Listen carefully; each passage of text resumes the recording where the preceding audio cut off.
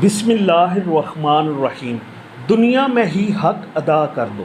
حضرت ابو ہریرہ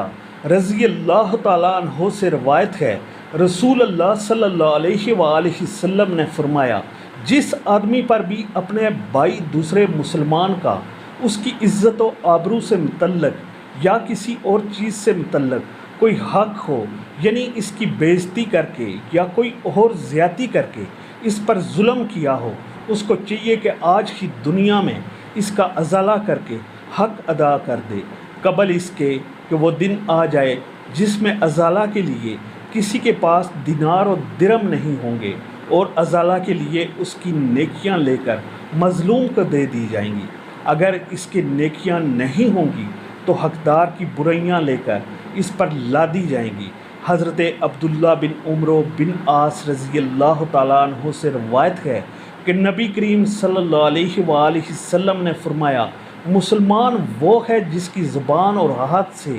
دوسرے مسلمان محفوظ رہیں، اور ماجر وہ ہے جو اللہ کی منع کی ہوئی چیزوں کو چھوڑ دے۔